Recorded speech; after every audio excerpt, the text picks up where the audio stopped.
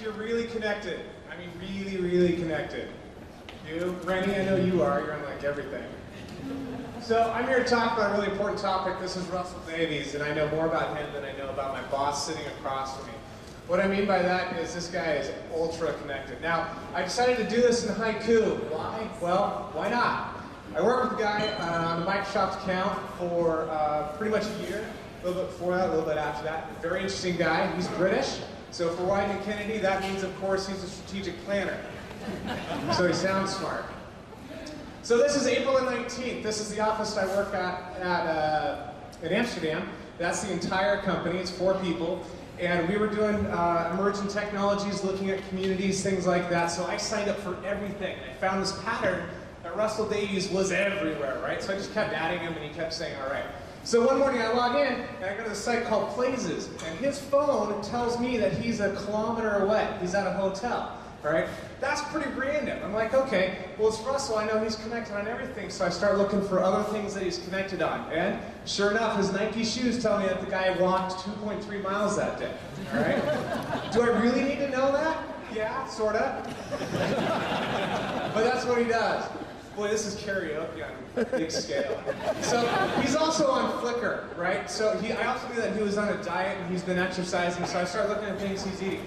That place, his Village Bagel, is literally 100 feet from my office, right? And just for background, I barely know the guy. I worked with him for just a year, but we had no projects together. So later on, he actually has an actual blog, right? So he posts on everything. But he also managed to do a pretty serious blog post for his presentation that he did for the 25th anniversary of Wyden in Amsterdam. I also knew that in time that day, he flew home to his home in London, England. And that's interesting because he tweeted, right? And so I can see his little micro-blog comments. And so as I'm watching through the whole day, it just gets a little more interesting. And so his dinner, of course, he's still on tack for his diet. This is a good thing. Sashimi. The thing I love about this one is that somebody called it a favorite. That's their favorite photo.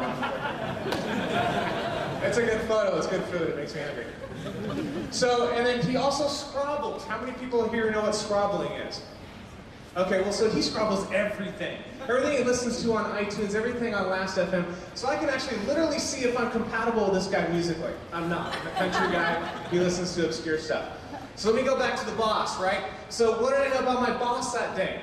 Very, very little. I knew that he got there late. I knew that he had a coffee. I knew that his dog was being, bitchy as usual. And I knew that he was going to be late on his projects all day long. But did I know he'd jog or do anything like that? So, what does this all mean?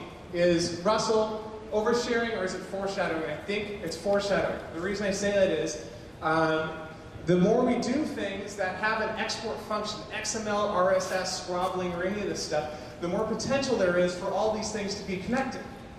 And it has its benefits, right? So if I have friends on Facebook that are into night photography like I am, I can see when they shot stuff, what lens they used, where they were using GPS or anything. So all these things can come together, right? Right now it's on 15 sites for Russell. What about 5 years from now? What if it's one site? What if it's an aggregator that takes all this information together? What if it's 10 years from now and I can reconstruct somebody's life where they were, like I'm doing for Russell? How far off is that? Right? So then, what if the PC dies? What if we start wearing sunglasses where I have this little menu that shows up that I can see everything about you, right? I can see your past history, I can see the things that you ate today, I can see if you're jogging or if you're off your diet or any of that stuff. That day is coming. It's your permanent record, right? You were warned about it in school your entire life. It's for real now. So, there's good and bad with that. Thank God you did. So, okay, here's my boss again, it's Jason, so I put up a little pop-up menu, how I might experience it. The good thing is, like, I could never forget his birthday now. I'd come up and it would flash and say, it's your birthday. Oh, hey, happy birthday. Good to see you, right? And I can see if I'm compatible with him as a friend, so I can see if he's a well-qualified friend, right? Like a qualified lead.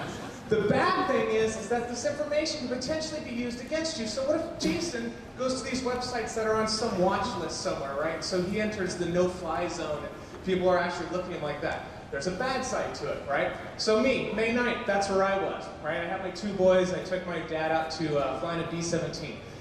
Nice memory, but do I want somebody who walks up to me to be able to know everything about me, my relationship status, every single thing? So for that, I think Russell Davies is a pioneer in the future of the web and gives us pause to think.